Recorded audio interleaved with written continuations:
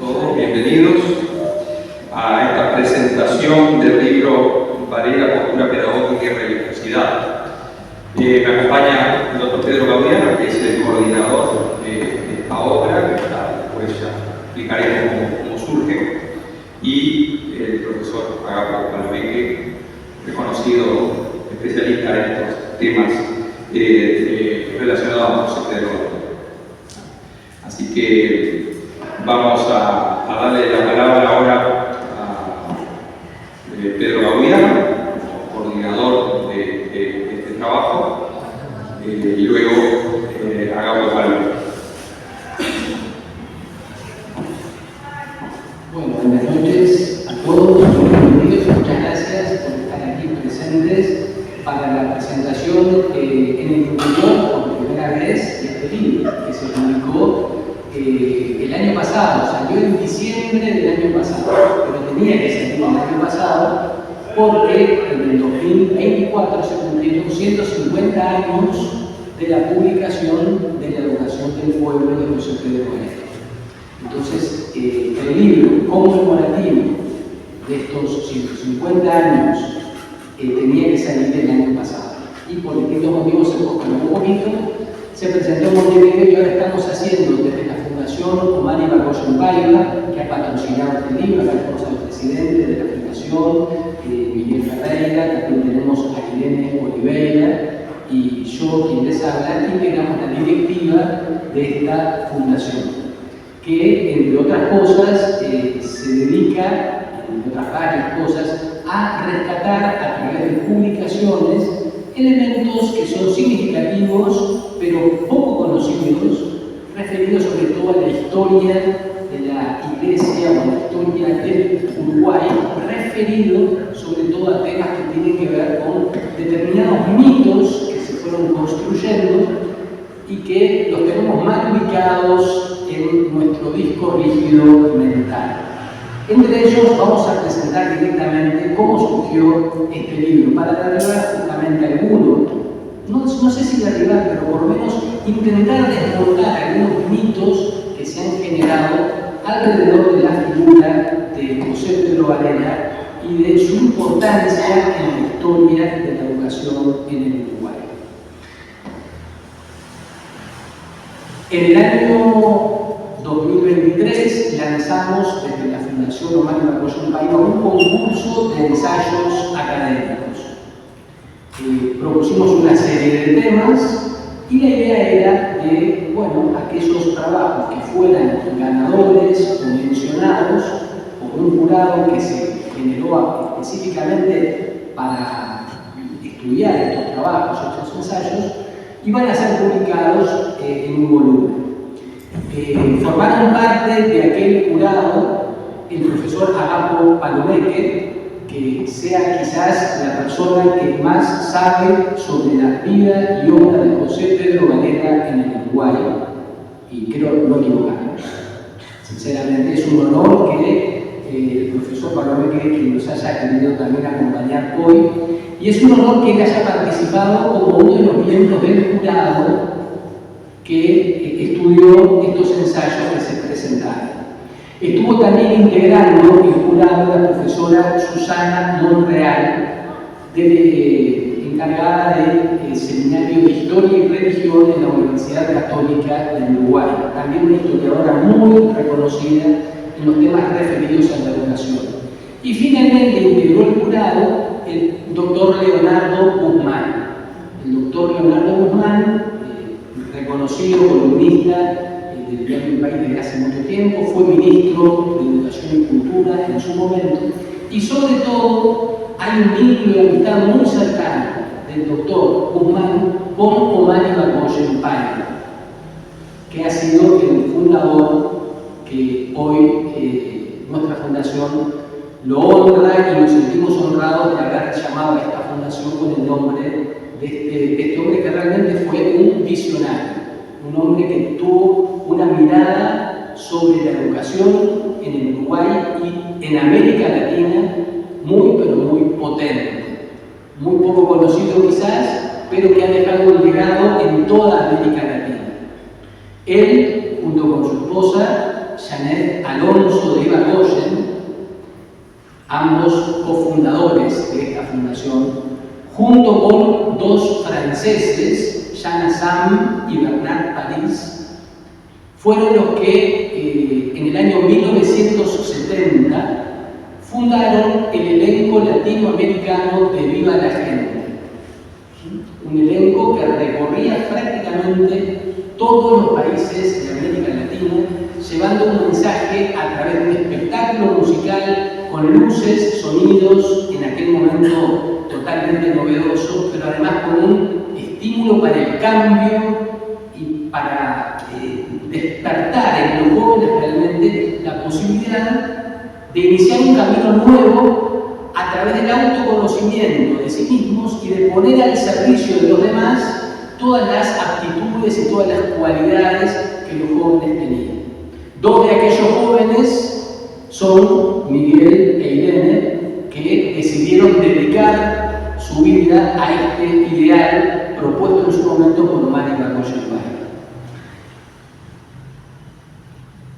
Aprovecho para contarles que desde la fundación, además de este libro, ustedes van a poder encontrar allí en el fondo los testimonios de conversión y los testimonios de vida de los 4 fundadores de este elenco latinoamericano, que antes se llamaba Viva la Gente y que posteriormente, a finales de la década de los 90, pasó a llamarse Gente que Avanza. Testimonios potentes de conversión de gente que dedicó su vida totalmente a la juventud y que hicieron un aporte realmente muy, pero muy rico. Otro de los libros que van a encontrar también en el fondo que presentó nuestra fundación tiene que ver con los valores de José Artigas para iluminar el bicentenario. Es otro personaje que la fundación optó por poner de relieve justamente lo que yo llamo la faceta amputada del prócer. José Artigas es un hombre potente en varios sentidos y también en su dimensión religiosa. Y esa dimensión religiosa de Artigas ha querido ser amputada de nuestra historiografía.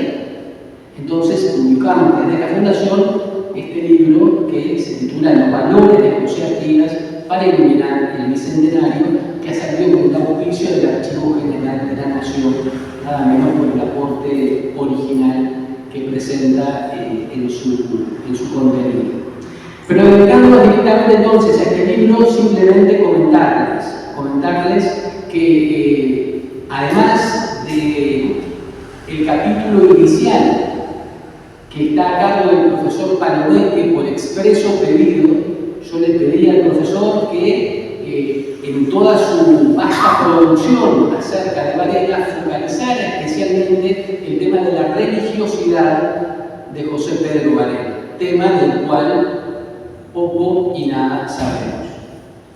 Y luego, él ha sido un experto, pero también se demuestra en el contenido de los trabajos publicados, esos grandes mitos que hay acerca de la iglesia. Yo les digo a ustedes, la educación pública en el Uruguay es laica, gratuita y obligatoria, gracias a José Pedro Varela. ¿Quién dice que no? Todos decimos que sí, ¿verdad? Porque lo aprendimos de chicos. Y sin embargo, eso es un mito, porque como veremos y se demuestra ampliamente en los trabajos, en la obra especialmente del profesor Palomeque y en algunos de los trabajos que ustedes van a poder leer acá, la educación pública en el Uruguay era gratuita y obligatoria antes de que naciera Varela.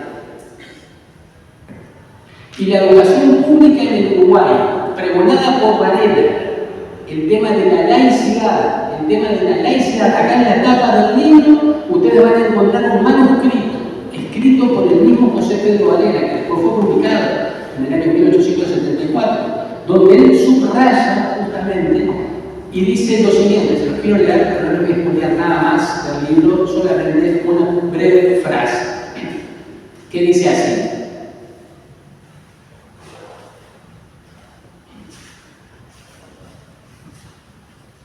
Qué cómico. Le voy a pedir otro ejemplar porque el mío no tiene esta primera página, no sé por qué motivo. No tiene que pagar. No tiene la primera página. Uy, qué acá dice así, yo hago esta pregunta: ¿estaremos a tiempo de retomar hoy el sentido materiano de una escuela laica?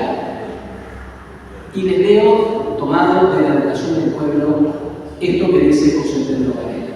La escuela laica responde firmemente al principio de la separación de la Iglesia y del Estado.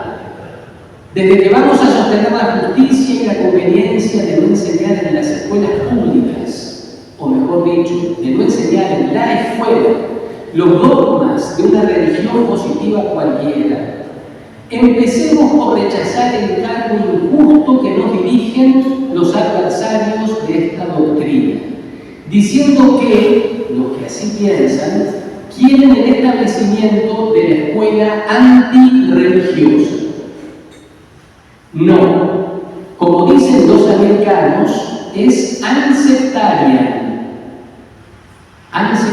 no sectarian, pero no godless, no sin Dios. No pertenece exclusivamente a ninguna secta y por la misma razón no es atea, ya que el ateísmo es también una doctrina religiosa, por más absurda que pueda considerarse. Este párrafo está escrito, manuscrito y subrayado por Varela, donde dice que la escuela laica, según él, tiene que ser unsectarian, pero no godless. Todo este trabajo, entonces, intenta poner de relieve algunos aspectos significativos, poco conocidos, que creo que desde nuestra fundación es justamente un aporte que consideramos muy valioso. ¿Para qué? Para que poco a poco, lentamente, porque las estructuras y los pensamientos y los mitos que se van construyendo no se derrumban de un día para otro, obviamente. Hay cosas que están fuertemente instaladas en nuestra mente, en nuestro corazón. Nacimos repitiendo determinadas cosas, que es bueno de a poco y lentamente saber que se pueden ir desmontando y iluminando con la verdad histórica, sobre los hechos, sobre los acontecimientos, sobre la documentación que existe. Más allá de querer imprimir una determinada mirada, la idea es rescatar de la documentación lo que la documentación, y en este caso la obra de José Pedro Varela, propone. Muchísimas gracias entonces por estar aquí presente. Le voy a dejar ahora la palabra al profesor Pablo Meque, que va a profundizar justamente en uno de los aspectos quizás más ricos de este libro.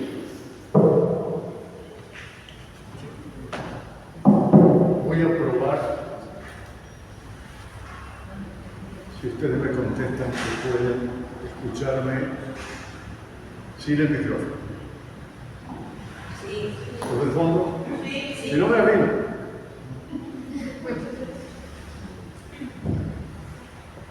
Bueno, yo siempre digo mal, en los últimos tiempos, los últimos 15 o 20 años de mi carrera docente, siempre fui rebelde por el hecho de que al sistema educativo de los docentes le faltaba la historia de la cultura.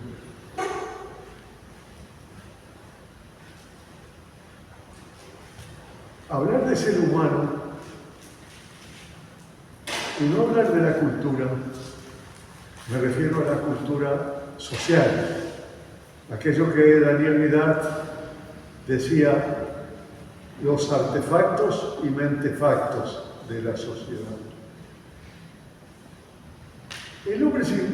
Estudiar el hombre sin estudiar la cultura es como estudiar los peces sin el agua, donde se desenvuelve.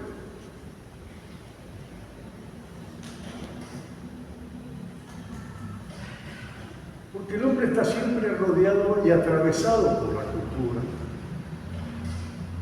a la vez que algo siempre aporta a esa cultura bien. Me refiero, cuando hablo de cultura social, me refiero a la ciencia, la religión, el arte, la literatura, las costumbres, las supersticiones, el lenguaje, las actitudes, las instituciones, las prácticas y el mundo material de los artefactos, de los instrumentos, de las máquinas. Todo eso es el ambiente de la cultura que preforma al hombre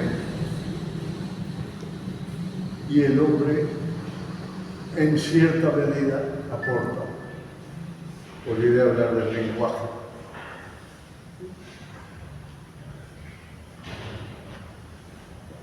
Y lo otro que me preocupaba y me sigue preocupando es la poca calificación que hay en los programas sobre la historia de la educación.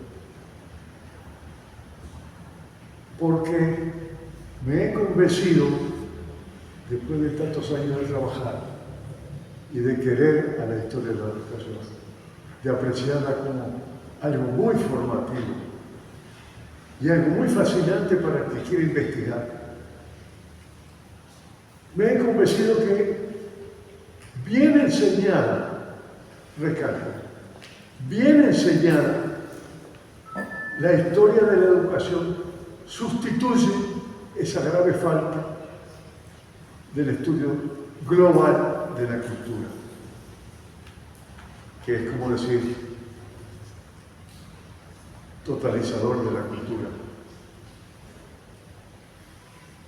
que es como decir filosófico, estudio filosófico de la cultura.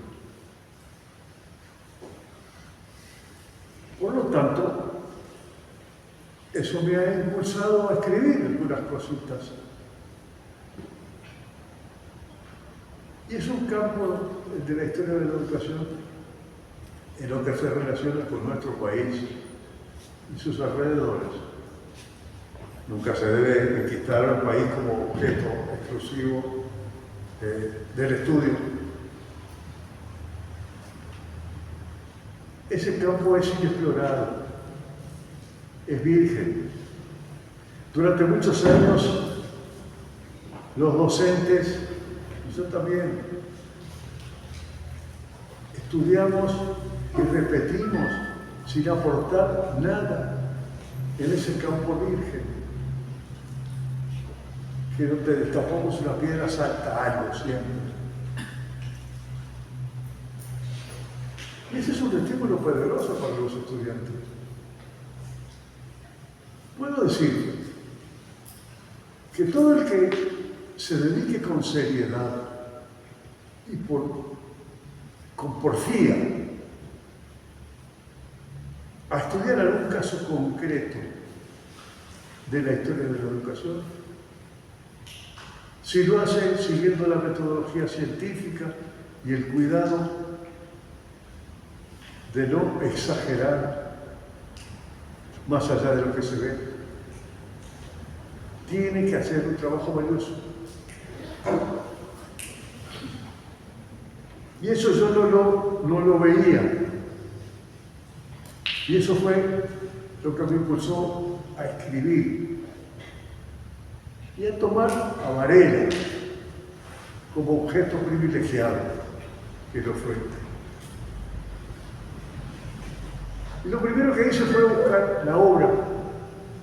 20 años llevó la publicación de los 6 tomos esos, que por suerte no me costaron un peso, porque hubo autoridades, en primer lugar la Cámara de Representantes y en segundo lugar la ANEP, a través del Consejo de Formación Docente, que entonces era Dirección de Formación Docente, que publicó los 6 libros. Puede decirse que mientras no aparezcan otros documentos, está todo lo que escribió Varela y lo que escribieron en su entorno, porque no se debe estudiar un personaje como metido en una escafandra en el fondo de un lago, sino un personaje que tiene lazos, vertientes en el entorno. Y Varela no se puede estudiar solo, porque nunca actuó solo. Afortunadamente, siempre actuó con un núcleo de intelectuales de primera línea. Emilio Romero, Carlos María Ramírez, Alfredo Vázquez Acevedo, el formador después de la universidad, cuñado de Varela, Eduardo Acevedo Vázquez, el famoso historiador, que hasta 1930 dirigió la educación primaria. A él se debe la moña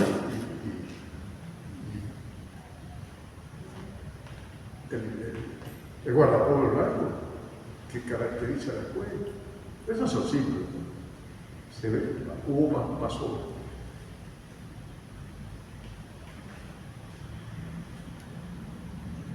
Y esa publicación fue la primera que se hizo de la totalidad de la obra de Varela y de los quienes escribieron, adelantando también el proceso de investigación en su entorno. Después, eso llevó 20 años porque conseguir que el Estado financie 6 tomos, uno después del otro, cuesta mucho. Muchos peligros, muchos acuerdos. El Parlamento es un lugar político, hubo que trenzar.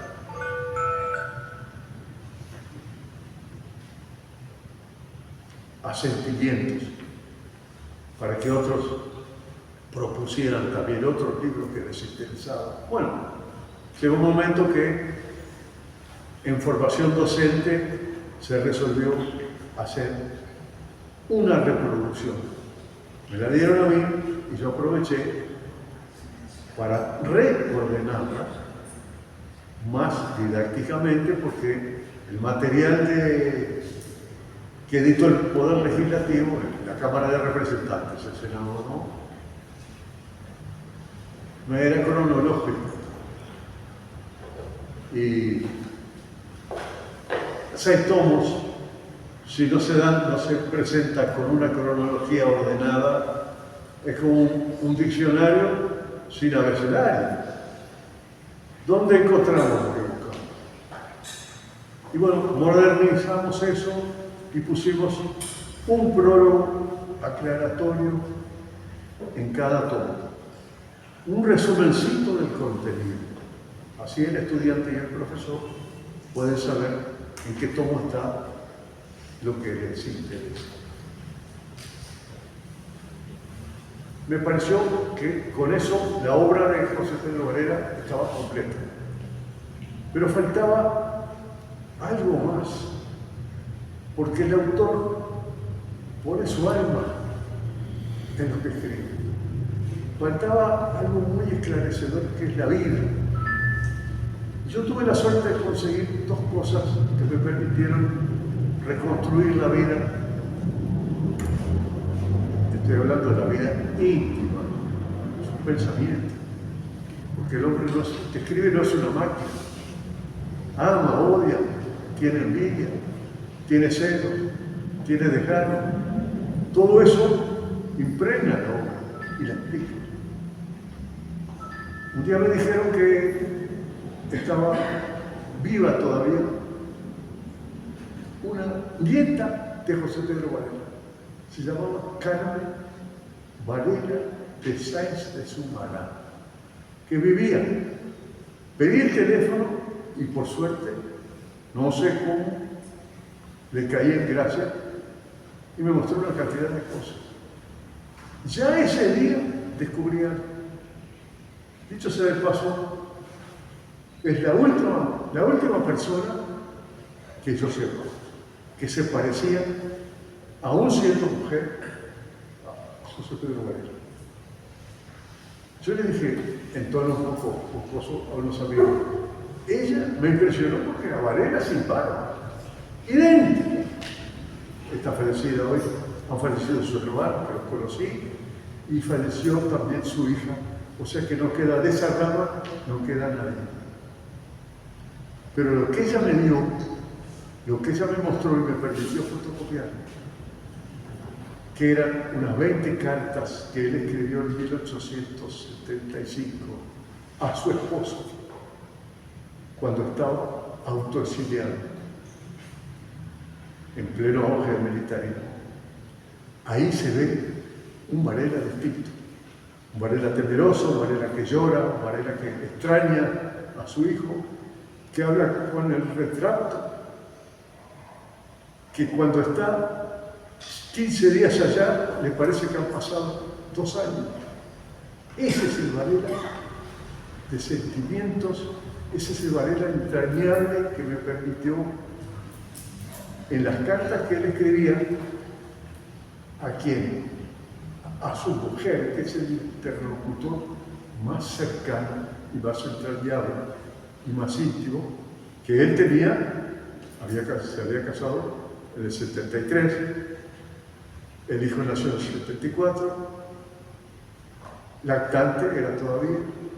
Ahí están los consejos de que no olvide dar a las mamaderas, que haga recuerdos y lo que siente, aparte de eso que él le dicta a su mujer. Y después, otro documento que me permitió copiar, y fíjense que todo eso se perdió. ¿Quién, si no un profesor, podía haber guardado las fotocopias?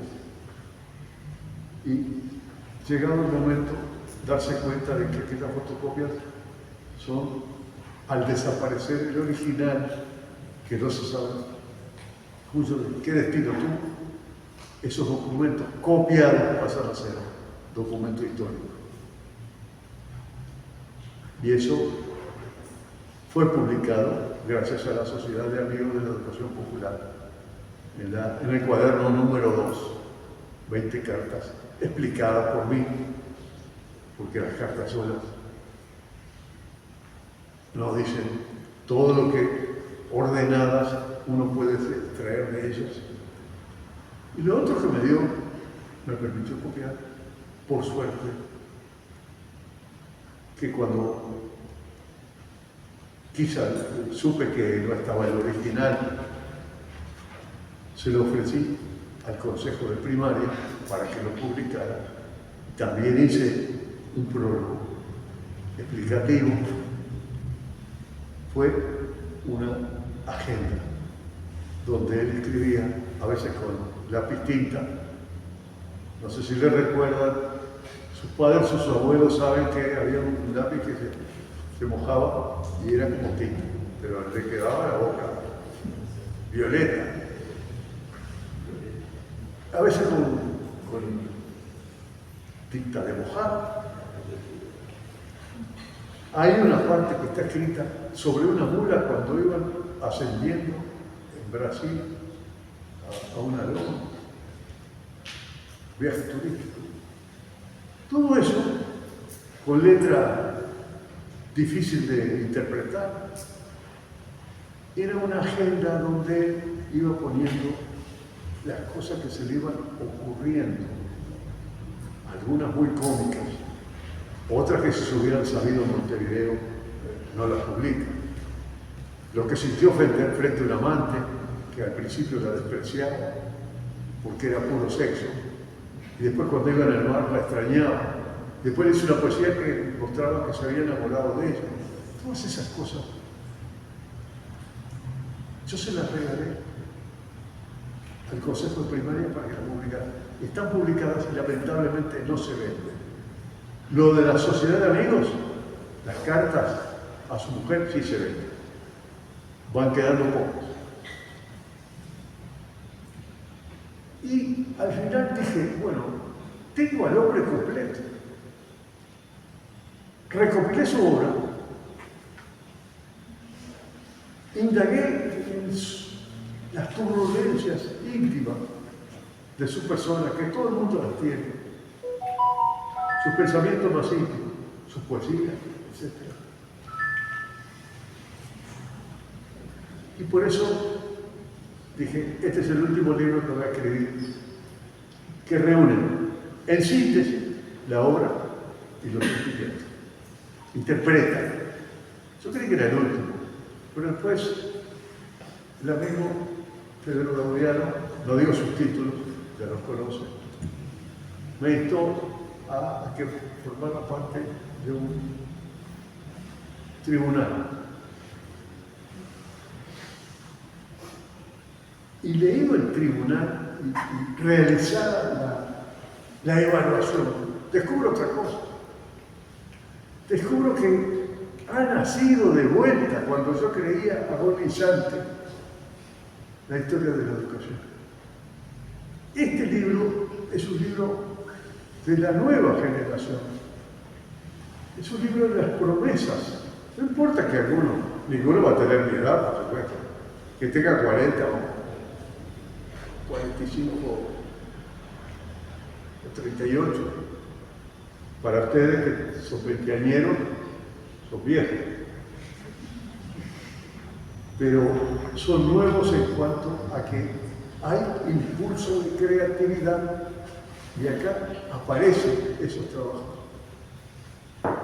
Cuando yo creía que la historia de la educación ya estaba despreciada, porque uno ve el plan, yo estudié en el IPA, cuando yo era estudiante estudié 2 años de historia de la educación. Después le pusieron 1 año, después le pusieron 1 semestre. Y en el año, hace 4 o 5 años, había un proyecto de personas con las que nos reunimos. Cabildo, que está por ahí, fue conmigo y fuimos a ver si conseguíamos que no la maltrataran tanto a esta disciplina, que es la básica de la formación docente. Y la básica, digo, cuando está bien enseñada, de la formación de la personalidad. Y es formativa hasta para el investigador, porque puede descubrir cosas y dejárselas a las nuevas generaciones. El proyecto era que la historia de la educación era una parte de la bolilla 1 de la pedagogía. Nunca en mi vida había sentido tal disparate que se proyectó y afortunadamente no se concretó. Pero yo cuando leo esto, digo, la historia de la educación está naciendo, porque cada uno de estos trabajos, e incluso los que tenían un nivel inferior, que necesariamente tiene que haber un primero, segundo, etc., premio. Pero incluso los desechados tienen un atisbo de orientación hacia un camino de investigación que conviene y es necesario profundizar. Así que yo leyendo esto dije, voy a seguir pensando, porque hemos estado muchos años repitiendo un Varela de vitrina. Aquí lo puse, y también lo puse, lo nuevo que se me va ocurriendo. La ciencia y la educación es ciencia y arte al mismo tiempo. Varela ya lo sabía. Supone ir desechando cosas. Supone que ante algo establecido tiene que haber una crítica constructiva. No, como decía el pensador Romero, una lacranea. No, picotear por cualquier lado. No, una crítica razonable que permita avanzar. o que deje pistas para avanzar. Entonces en esta introducción que me instó a que pusiera esas nuevas ideas, y me parece que no sé si queda algo inadecuado, en esta introducción yo doy noticias de esas cosas. Y para mí,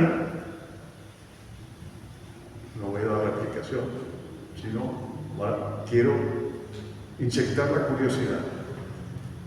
Para mí, la gratuidad, la obligatoriedad de la educación, no de la enseñanza, que está mal dicho, pero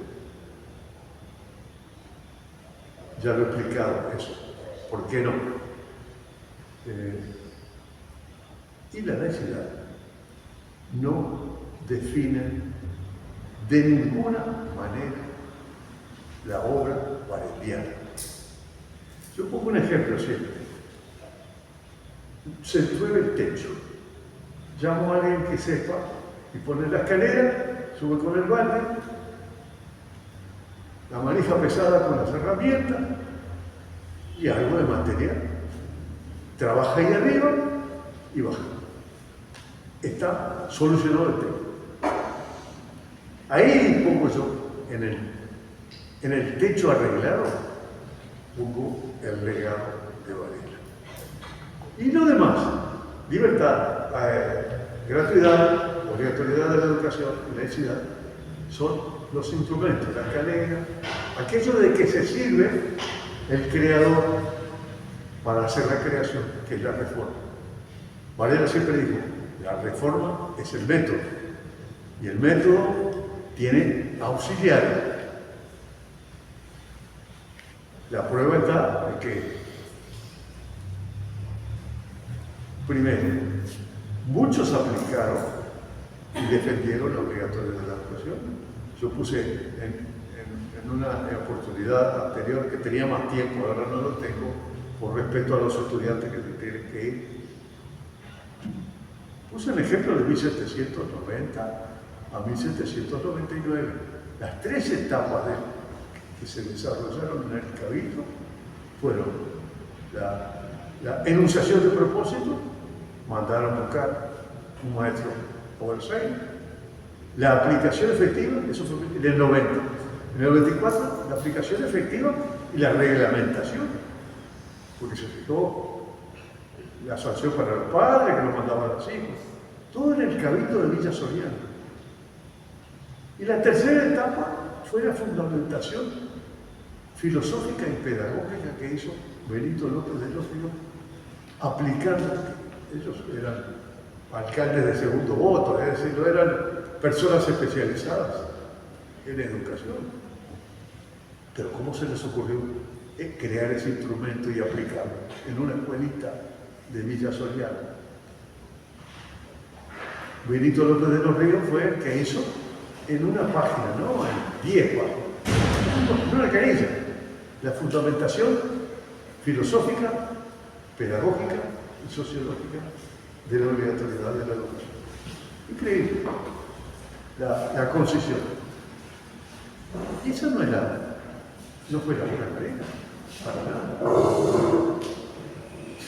Y no, el otro argumento, que ese sí es irrefutable, es que Varela, en ese periodo en que fue director de la Comisión de Instrucción Pública, trabajo gratuito, de 1876 a 1776, 1776 a 1776, se ve que ya los años me modificaron la aritmética. Voy a tener que empezar de nuevo. 1876, marzo, a 1877, agosto, en ese año y pico que Varela desempeñó en Montevideo sobre 27 escuelas de varones y 26 escuelas de mujeres, la dirección y el contralor. En ese periodo, que está en la primera memoria, que se pasa por encima de ella y se deja como si fuera un antecedente, ahí, esto es muy novedoso, porque hemos pasado por arriba de eso y no hemos concluido. Ahí está toda la reforma de Varela, toda. Y no había ni obligatoriedad de la educación, porque a Varela le dieron recién en agosto del 77, le dieron el cargo de inspector nacional y le dieron un instrumento jurídico para que pudiera aplicar. Ahí estaba la obligatoriedad de la educación. En ese periodo no estaba ni la obligatoriedad de la educación, ni atisbo de laicidad, porque se seguía dando el catecismo en la misma forma y con el mismo libro, el catecismo del padre Gaspar Astete, el mismo libro que se usaba en la colonia. Y además, la educación era gratuita, porque fue gratuita desde 1827, decreto de Suárez de Girón, cuando todavía Uruguay no era Estado, todavía estaban peleando contra los brasileños y no estaba definido el destino. En Canelones, Guadalupe, el gobierno provisorio de Girón, presidente, gobernador, provisorio porque el cargo titular era de La Valleja, que estaba peleando contra 3.000 hombres en el resto de la República, y el ministro único, había un solo ministro, que era Juan Francisco Girón. En ese periodo,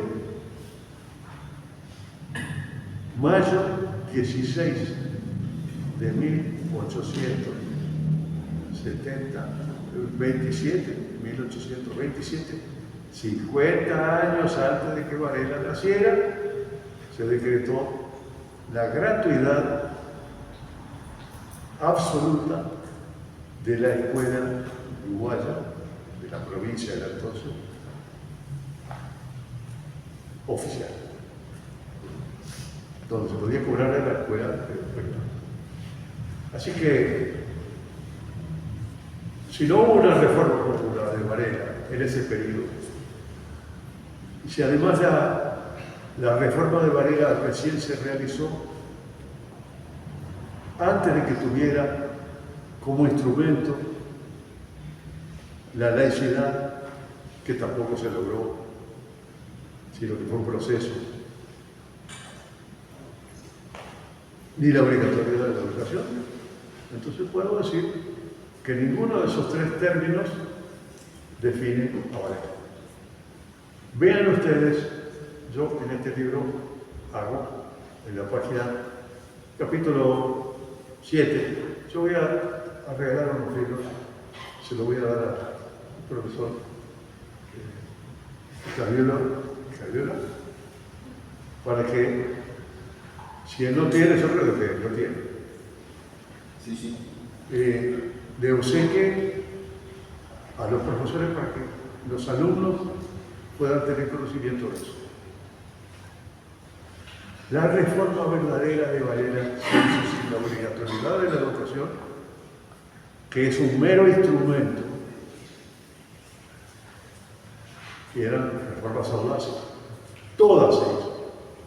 No hay nada que en el periodo de inspector haya sido novedoso. Se hizo mientras él estaba como director de esas 53 escuelas de Montevideo. Acá está. Y está más detallado para los que gusten investigar en lo que se llamó la primera memoria de José Pedro Varela. Ahí está detallado todo lo que hizo. Esos libros están en la biblioteca donde trabaja Javiola. Muy bien, puede él quizás sacar un libro, porque hay varios, difundirlo, pero o explicar. Muchas gracias por esta tan respetuosa atención. Me siento muy honrado de estar delante de estudiantes, amigos que me han acompañado del Instituto Histórico de Canelones, amigas y mis profesores, colegas que han venido. Gracias a que este libro fue publicado por iniciativa de Odiano, sus colaboradores, que están trabajando por la paz y por la educación en la Fundación,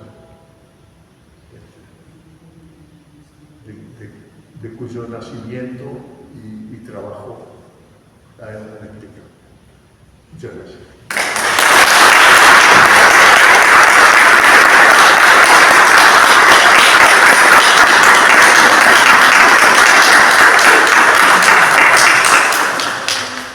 Bien, agradecemos a Agapo sus palabras, también a Pedro, y el agradecimiento por este trabajo, por la iniciativa del concurso, el agradecimiento a la Fundación Ragoyen Paiva, a la cual yo también estoy muy agradecido porque el año pasado hicimos otro concurso sobre matrices cristianas en el Río de la Plata, Colonia y Revolución, cuyo texto la publicación va a aparecer en breve, también con el apoyo de la Fundación Mario Ragoyen Paiva, que siempre están dispuestos a promover todo lo que tiene que ver con la investigación y la cultura en general. Así que felicitaciones a Pedro Gaudiano por coordinar esta obra, por la iniciativa del concurso y por esta institución que él también representa. Les voy a contar un poquito, yo voy a hablar un poquito de lo que me pidieron, que hable del libro. Es un libro especial, pues es una obra colectiva, por eso tiene un coordinador, que es el profesor Gaudiano. Primero les voy a decir muy brevemente, no les voy a contar todo el libro, por supuesto, muy brevemente de los temas propuestos para el concurso. Se presentaron 15 trabajos, 7 referidos a la condición de la mujer y la enseñanza, 4 de los temas presentados, de los trabajos presentados en el concurso se dedicaron a la religión y educación, 1 de ellos del ámbito protestante, 3 trabajos sobre corrientes pedagógicas y sus protagonistas, y un trabajo sobre obligatoriedad y gratuidad en la enseñanza. Esos 15 trabajos fueron premiados 2 como ganadores, primer y segundo premio, y luego 3 menciones. Por tanto, en el libro se publican esos 5 que fueron premiados, los 2 ganadores y las 3 menciones. Muy brevemente le digo los títulos y algunas breves palabras de cada uno de estos trabajos. El primero es de Silvana Espiga, que se refiere a las maestras en la educación uruguaya, sus experiencias, aportes y saberes en la construcción pedagógica del sujeto infantil. Ese es el título. Y describe justamente la implantación en nuestro país de las nuevas ideas pedagógicas en lo que tiene que ver con la escuela nueva. Y hace una afirmación, dentro de muchas que son muy interesantes. La autora dice: la escuela fue la nueva tecnología en la que se proyectaron las aspiraciones de la sociedad moderna. La ideología del progreso, la confianza en la humanidad, la ciencia, la razón y la cultura letrada fueron algunos de los ejes particulares del nuevo paradigma. Es decir, la reforma se ubica en un contexto de modernidad, en esa idea de el progreso a través de la ciencia y de la tecnología propia de la época moderna que estaba viviendo nuestro país en la segunda mitad del siglo XIX. Protagonistas de eso fueron algunas maestras que todos conocemos, destacadas labor, y ella las nombra: María Estrella de Munar, Leonor Ortú, Enriqueta Conti Enrique, Paulina Luis. El segundo trabajo premiado fue de Alfredo Alpini, que se ocupa de un tema crucial. Es el único que presentó el tema sobre la gratuidad y obligatoriedad escolar en el mundo. Antecedentes, continuidades y novedades de la reforma valeriana. Y dice el autor, si bien la labor y la voluntad de Varela fueron esenciales, amén de haberse valido de unas circunstancias políticas bien particulares, del gobierno de Lorenzo Latorre, la gratuidad y la obligatoriedad de la educación primaria tenían antecedentes en el Uruguay. Ya lo escuchamos hablar de eso. Es decir, no fue esto algo original de Varela, sino que ya tenía antecedentes, esto de la gratuidad y obligatoriedad de la enseñanza. Él no se detiene solo en hacer historia, Alpini, sino que también es muy interesante la reflexión que hace la relación que hay entre la gratuidad y la obligatoriedad y los fines del Estado. Porque en definitiva la gratuidad y la obligatoriedad tienen que ver con los fundamentos de la formación ciudadana y eso tiene que ver con la democracia. Eso está totalmente relacionado. La educación está vinculada a la democracia.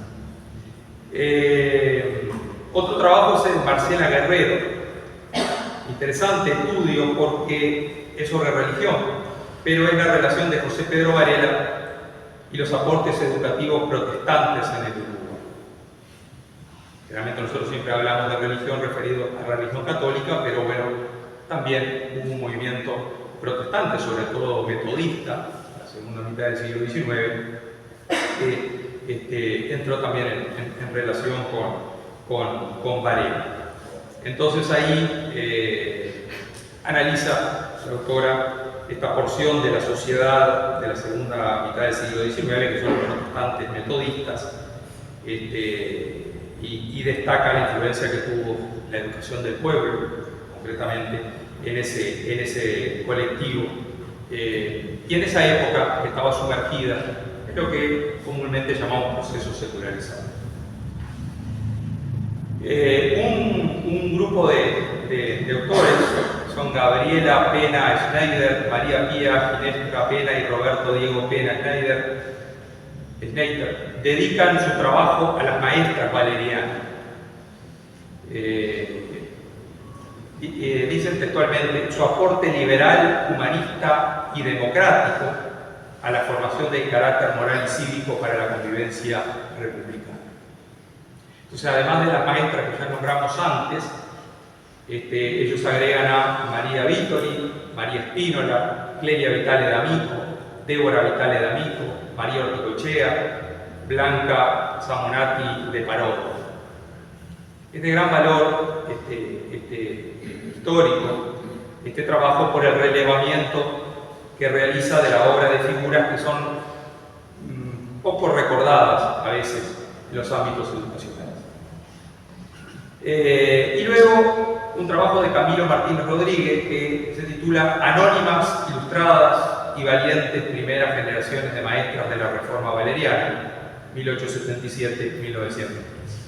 Estas generaciones anteriores a Varela, dice el autor, sufrieron las necesidades y privaciones. El escrito hace foco en esa temprana incorporación femenina en las labores de la instrucción pública. Y hay una pregunta implícita que es ¿cuáles fueron las principales razones de la temprana incorporación femenina durante la Reforma Valeriana?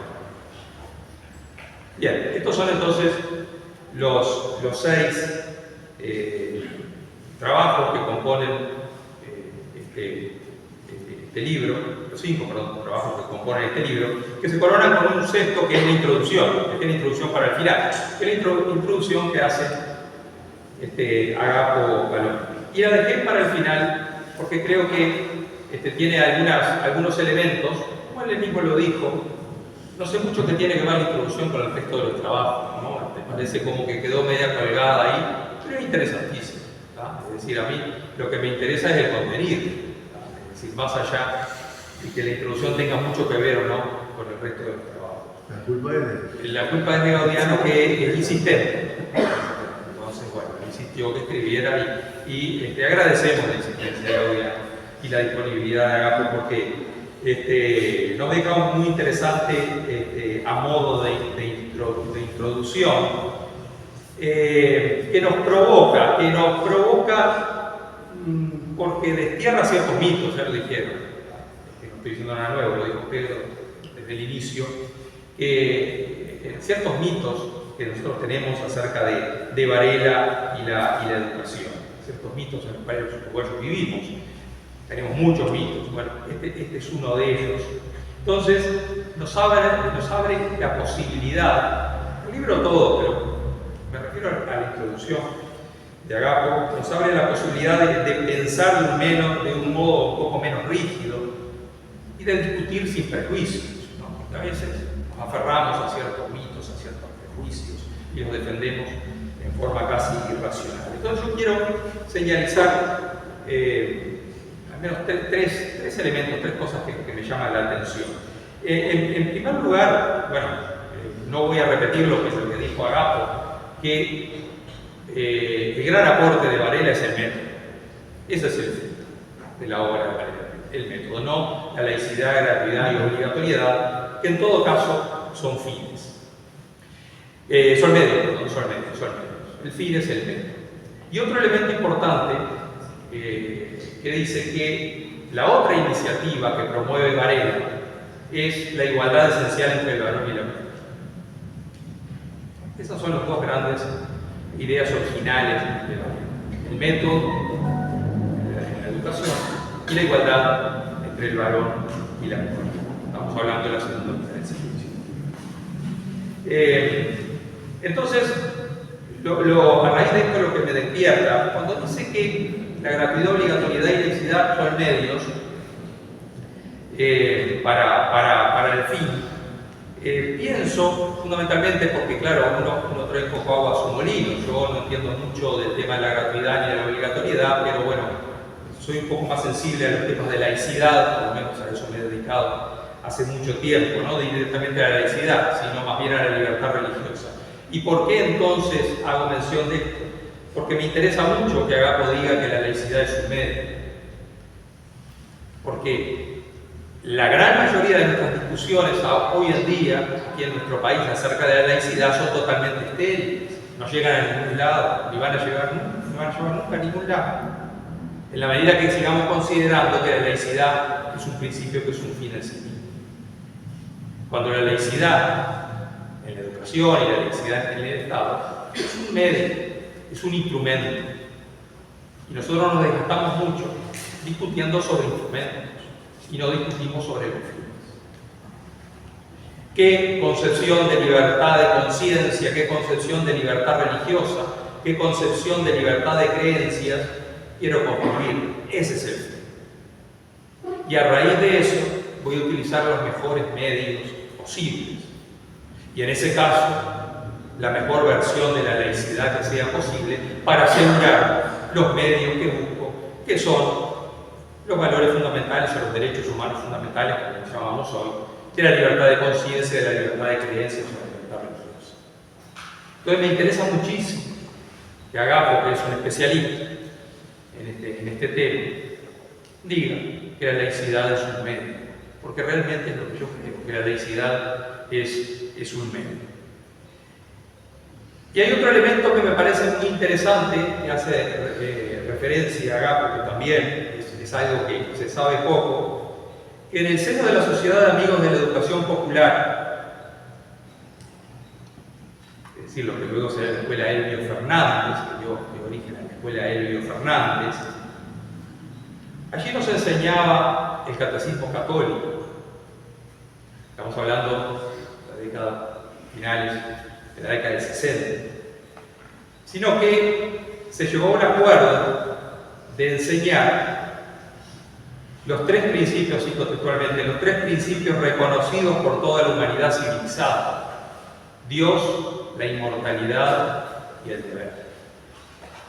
Ese fue el acuerdo en el que se llegó luego de una discusión en la cual la postura de Varela era no enseñar religión. No enseñar. Otros decían que sí, que había que seguir enseñando la religión católica. Y se llega a este acuerdo de enseñar los tres principios reconocidos de toda la humanidad civilizada: la idea de Dios, la inmortalidad y el deber. La enseñanza impartida en sus inicios barelianos por la escuela de Elvio Fernández no tuvo carácter de atea ni tampoco de laica en lo que a religión se refiere. Eso es afirmación de Agapo. Se enseñaba en la escuela de Elvio Fernández acerca de Dios, la inmortalidad y el deber. Por tanto, Agapo concluye que la escuela no era atea, pero tampoco laica. Y luego se pregunta Agapo: ¿hay contradicción entre la posición de Varela de 1869, la posición de Varela de 1869 cuando se discute esto en la Sociedad de Amigos de la Educación y él se opone a la enseñanza del dogma católico? Entonces, ¿hay contradicción entre esa posición del 69 y la convicción que había tenido un año antes en una carta que escribe en el Diario del Siglo, el 12 de diciembre de 1868, donde afirma Varela: noble pueblo el que adora a Dios en la familia y en el templo? Entonces se pregunta, ¿hay contradicción entre esas dos posiciones? Por un lado, Varela, por más que luego se llegue al acuerdo de que se enseñe Dios, la inmortalidad y el deber, la posición de Varela era nada de religión, por lo menos nada de dogma. Y sin embargo, un año antes, o unos meses antes, había dicho: noble pueblo el que adora a Dios en la familia y en el templo. Agapo deja la pregunta abierta. Yo me animo a contestar. No hay ninguna contradicción. Pienso que no hay ninguna contradicción de Varela entre esas dos posiciones. Yo creo que la respuesta está en la educación del pueblo. Cuando dice: la enseñanza religiosa, dice Varela, debe dejarse a la familia y al sacerdocio. Porque Varela de lo que está hablando es de la enseñanza de la doctrina católica. Y la doctrina católica hay que enseñarla en la casa y en el templo, en la iglesia. No se está refiriendo a la religión en general, sino que se está refiriendo a la doctrina católica. No estoy muy de acuerdo con Agapo cuando dice que esa postura que asume Varela, que se asumió en la Sociedad de Amigos de la Educación, en el Colegio de Fernández, no era laica. Yo creo que sí que era laica. Hablar de Dios, de la inmortalidad y el deber, yo creo que es una postura laica. Lo que es claro, que Varela no quiere el dogma católico, eso es claro. Y yo creo que hoy tampoco nadie lo dudaría eso.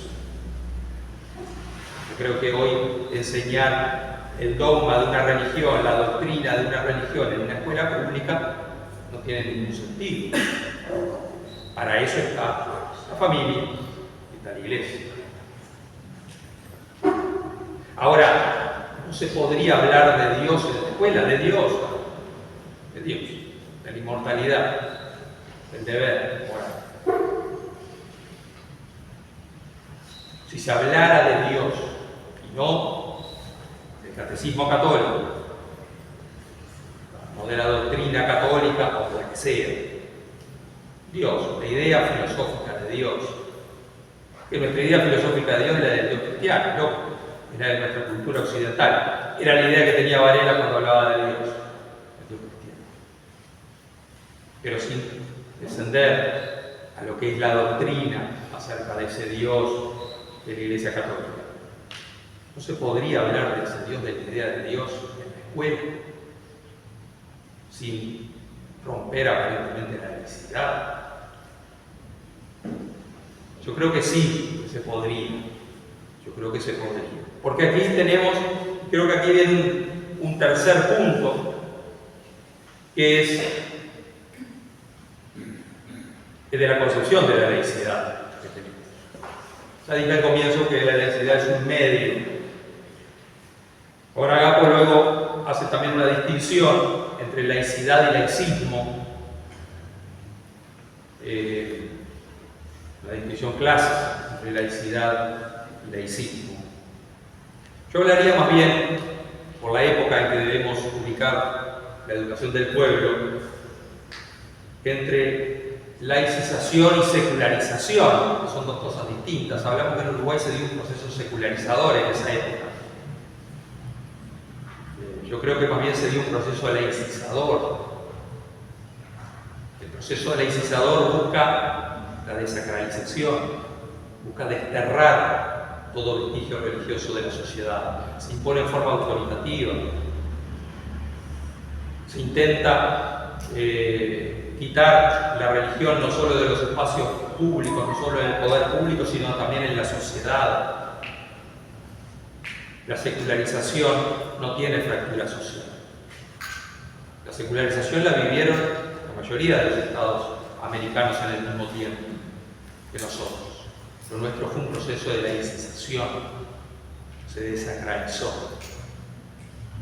Y la escuela formó parte de ese proceso.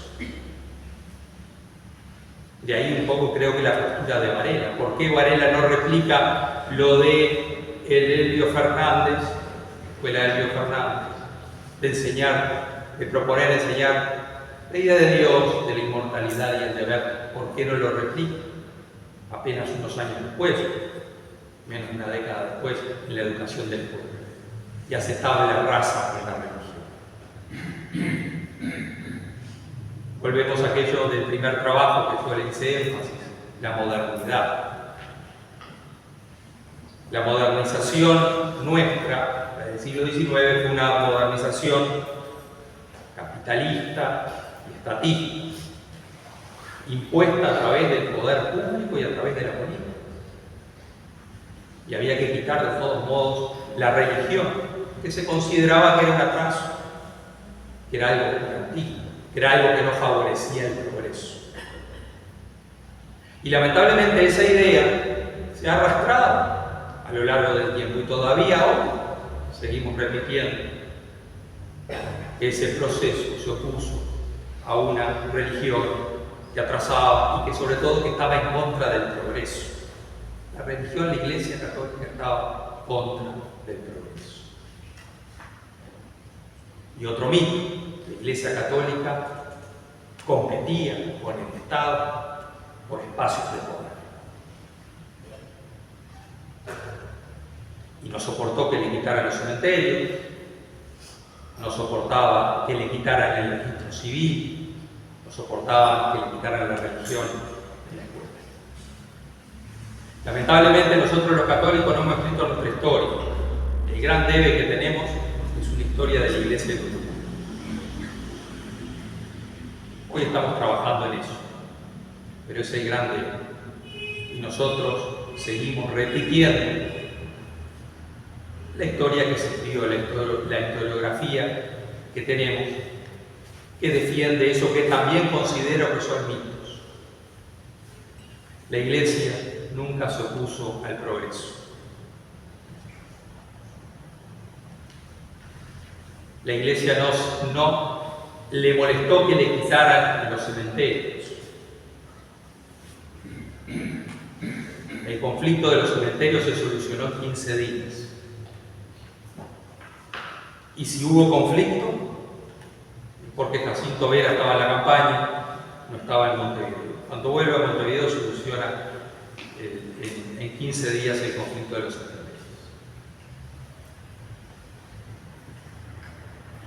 Es decir, el Estado se queda con aquellos cementerios que en definitiva era el Camposanto, era de la Iglesia. Y no hay problema, porque igual se siguen celebrando los oficios religiosos en el cementerio. Hay un capellán, que va a ser el padre Lázaro Madera. No hay problema. La Iglesia, Jacinto Vera, vicario apostólico, le escribe a la Torre felicitándolo cuando se crea el registro civil. Es de un buen gobernante lo que usted hace.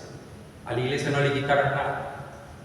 La Iglesia registró sus bautismos, sus matrimonios, sus defunciones desde el Concilio de Trento, del siglo XVI, y lo sigue haciendo hasta el día de hoy. En un momento de cristiandad donde todo el mundo, cuando nacía, iba a la iglesia a bautizarse, y el único único casamiento era el casamiento religioso, y cuando se moría lo llevaba el cuerpo a la iglesia para que lo enterraran en el campo santo, era necesario el registro civil. Cuando la sociedad comienza a diversificarse, entonces es necesario que el Estado se encargue de eso. Y la iglesia felicita a la Torre por lo que había hecho. Felicita a la Torre cuando la reforma de la educación, la Sintónica, que es un muy buen gobernante esa reforma, porque es para el progreso. Se opone a que quiten la religión. ¿Pero por qué? Por ese modo de entender el progreso sin Dios. Porque el progreso no necesariamente tiene que ser sin Dios. Hay un progreso con Dios y un progreso sin Dios. Bueno, ese era el matiz. Es decir, la descristianización va a traer males. Eso es lo que dice Jacinto Vera. No defiendo una hora de clase de catequesis que está muy mal dada, decía el vicario apostólico. Está muy mal dada, las maestras no saben enseñar el dogma. Se está llenando la cabeza de los niños con cosas que no sirven para nada.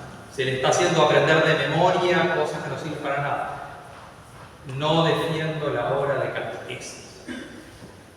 No quiero eso. Pero cuidemos que no se descristianice la sociedad. Nuevamente, la modernidad estatista impuesta por la fuerza, que entiende que el progreso no se lleva bien con la religión. Por tanto, laicización versus secularización. No hubo un proceso secularizado, hubo un proceso laicizado. Y eso llega hasta el presente. Por eso, la gran pregunta de hoy es si no sería posible, en definitiva, volver a aquello de la sociedad de amigos de la educación, de poder enseñar en las escuelas, como había estado de acuerdo Varela también, la escuela de Emilio Fernández, acerca de Dios, acerca de la inmortalidad y acerca del deber, que no tiene nada que ver con el catecismo católico, con ninguna doctrina ni protestante, ni judía de ninguna religión. Una cosa es la religión como tal, y otra cosa muy diferente es el dogma de una religión determinada. Son cosas diferentes. Y para ir terminando, justamente acerca de eso, porque esa creo que era la postura de Varela en definitiva, porque él también abrigaba en su alma una religiosidad que de alguna manera siempre manifestó. Y si bien él fue bastante hostil contra la religión católica y contra la Iglesia, esa posición la fue luego moderando. Y también Agapo, de agradecer que pone ejemplos en el anexo que hace en su introducción, pone ejemplos de esa postura conciliadora que llegó a tener Varela también con la religión católica. Y es clarísimo que Varela no quería el dogma católico. Era el imperativo político de su época. Además, volvemos a lo mismo, esa modernización laicizadora, y la escuela tenía que seguir ese parámetro. Pero sin embargo, en el fondo de su corazón, no negaba ni a Dios ni a la religiosidad. Por eso les quería leer lo que Varela decía, si lo encuentro, si lo tenía.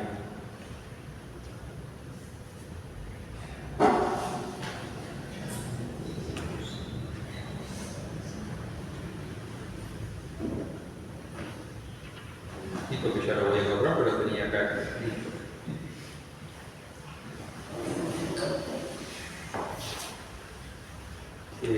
El sentimiento religioso vivirá siempre en el hombre, palabras de Varela, de la educación del pueblo.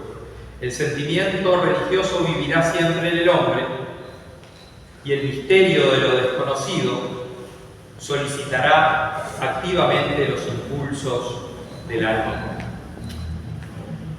Es decir, la religiosidad es parte del alma humana. La religiosidad es esencial al hombre, no la podemos desterrar. A eso Palomeque agrega, cito palabras textuales, dice: esto supone la confirmación expresa de la propia religiosidad del hombre. Varela no niega a Dios, considera que la religión es esencial al hombre.